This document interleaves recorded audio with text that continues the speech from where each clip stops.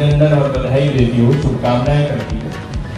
आपकी यहाँ की सर्दी मुझे ज़्यादा झेल नहीं पा रही, तो थोड़ी आवाज़ और सर्दी खांसी भी हो रही है।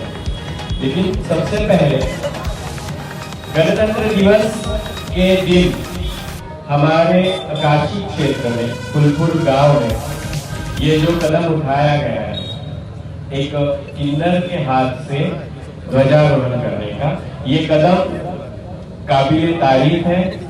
और मैं उनके हौसले को, जो हमारे वीरू भैया है और उनकी अभिनय सेवा समिति के सुनील जी, अमिताभ जी, दिलीप जी, विशाल जी, सबके नाम नहीं पता, लेकिन अभिनय सेवा समिति के जो भी सदस्य हैं, मैं उनको तहे दिल से आज सैल्यूट करना चाहूंगी और बहुत बहुत आशीर्वाद देना चाहूंगी कि पहले आप लोग ये समझिए कि किन्नर और हिजड़ा ये दो अलग अलग चीजें होती है।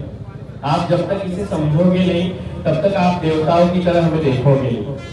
हमारे हिंदू सनातन धर्म में देव, दानव, यक्ष, गंधर्व और किन्नर ये 5 उपदेवता बताए गए हैं।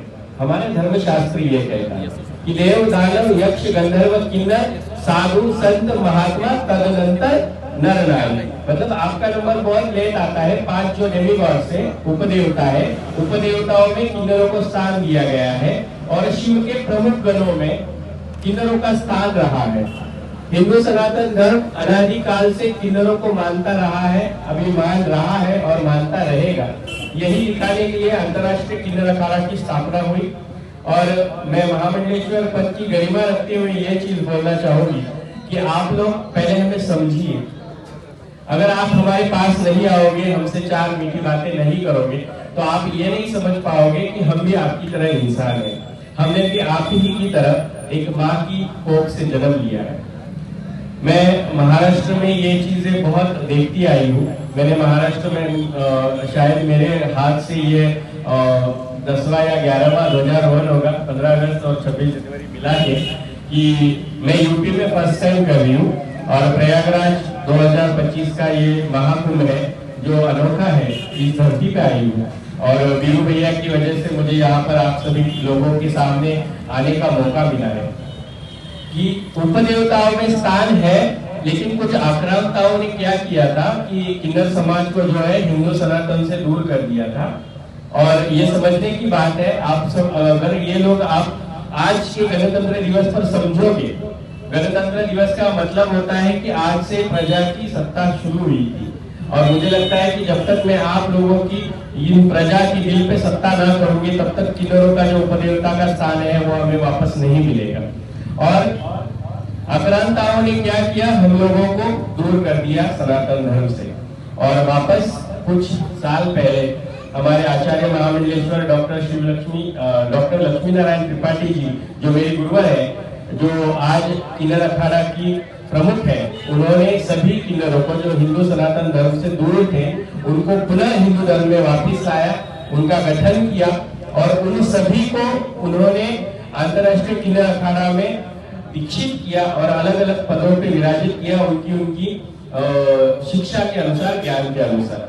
और आज हम लोगों को ये बता रहे हैं कि किन्नर किस तरह से उपदेवताओं में आते हैं। अगर आप हमें भगवान की तरह देखोगे तो हम भी भगवान की तरह आशीर्वादित करेंगे। आप अगर पहले आक्रांताओं की तरह हमें गालियां दोगे, हमारे बारे में बुरा सोचोगे या हम लोगों को दूर करते रहोगे, जैसे मैंने कुछ दिन पहले प्रयागराज में देखा कि एक माता जी अपने बच्चे को लेकर जा रही थी और वो अपने बच्चे को मुझे देख के कह रही थी कि बेटा पीछे हो जा, नहीं तो वो उठा के लेके जाएगी। मैं कोई बच्चा चोर नहीं हूँ, मैं कोई चोर हूँ।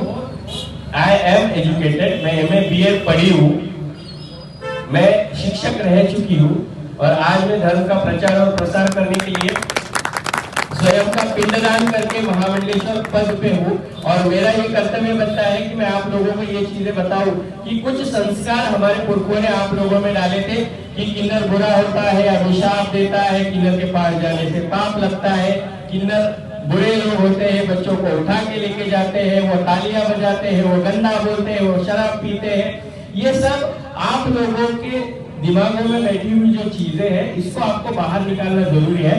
कि आप लोगों को ये पता होना चाहिए। आप रामायण सभी लोग पढ़ते हैं, मुझे पता है, मैंने ये जाना है कि उत्तर प्रदेश में प्रभु श्री रामचंद्र जी का बहुत ही नाम चलता है, और प्रभु श्री रामचंद्र जी के अयोध्या भी पास में ही है।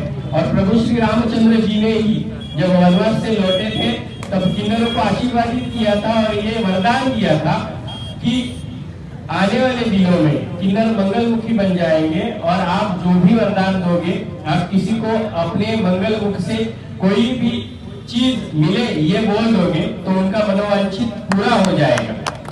और ये वरदान हम लोग रखते हैं, इसीलिए हमें मंगलमुखी कहा जाता है। आप महाभारत में शिखंडी राजा की कहानी देख लीजिए, अभी जो प्रयागराज कुंभ चल रहा है उसमें मोहिनी स्वरूप देख लीजिए। मोहिनी स्वरूप भी विष्णु जी ने लिया था, इसका मतलब एक नर ने नारी का स्वरूप लिया था। तो कहीं ना कहीं महाकुंभ का आयोजन भी मोहिनी स्वरूप यानी भूत जैसे स्वरूप की वजह से ही होता है। ये भी बात आप लोग पहले समझ लीजिए। अगर आप हिंदू सनातन धर्म को समझोगे तो आपको किन्नर को देवता उपदेवता समझोगे। अगर आप हिंदू सनातन धर्म और किन्नरों को समझ जाओगे तो मुझे भी आप एक इंसान समझोगे, और मैं कोई इनविजिबल या कोई अदृश्य व्यक्ति नहीं हूँ, मैं भी आप में से ही एक हूँ। मैं अगर हंसते हुए आपके सामने आप बाहें फैला दूंगी तो आप हंसते हुए अगर 4 कदम आके मुझे गले लगाएंगे तो मुझे भी माँ बाप का प्यार मिलेगा, मुझे भी भाई बहन मिल जाएंगे।